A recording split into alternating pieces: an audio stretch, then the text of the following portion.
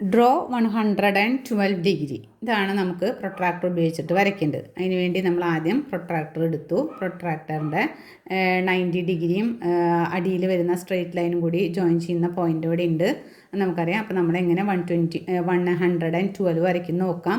ആദ്യം ഒരു straight line വരയ്ക്കണം. പിന്നെ ഈ ആംഗിളിൻ്റെ ഇത് ലെവൽ ചെയ്തതിന് ശേഷം നമ്മുടെ 112 എന്ന് പറയുന്നത് എന്താണ്? എന്ത് കോണാണ്? ഒബ്റ്റ്യൂസ് ആംഗിളാണ്, ബൃഹത് കോണാണ് ആണല്ലോ. അപ്പോൾ എവിടെ വരും?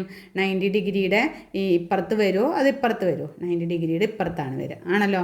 അപ്പോൾ അത് നമുക്ക് 112 വരുമ്പോൾ ഇവിടെ വരും. ഇവിടെ 100, ഇവിടെ 100, ഇവിടെ 110. അത് കഴിഞ്ഞിട്ട് പിന്നെ 112 ഇങ്ങോട്ടാണ് വേണ്ടത് അല്ലേ.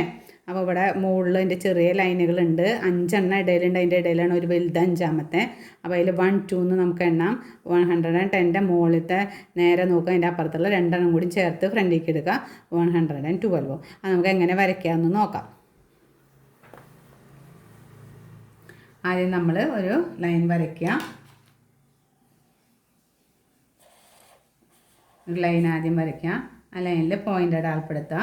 എന്നിട്ട് ആ ലൈനിലേക്ക് നമ്മുടെ ഈ പ്രൊട്രാക്ടർ ജസ്റ്റ് അതിൻ്റെ ലൈൻ കറക്റ്റ് ചെയ്ത് വയ്ക്കുക. അതിൻ്റെ അടിയിലത്തെ സ്ട്രെയിറ്റ് ലൈൻ നമ്മൾ വരച്ച ലൈനും സ്ട്രെയിറ്റ് ചെയ്ത് വരച്ച് നമുക്ക് വേണ്ടത് എന്താണ്? 112 ആണ്. ഇത് നേരെയുള്ളത് 90 ആണ്. ഇത് 100 ആണ്. ഇത് 110 ആണ്.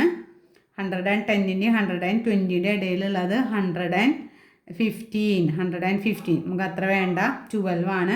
അപ്പോൾ 10 കഴിഞ്ഞിട്ട് 2 പോയിൻ്റ് എടുക്കുക.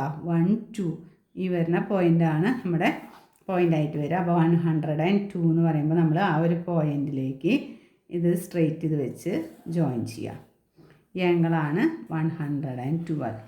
മനസ്സിലായാലും എങ്ങനെയാണ് 112 വരയ്ക്കുക എന്നുള്ളത്?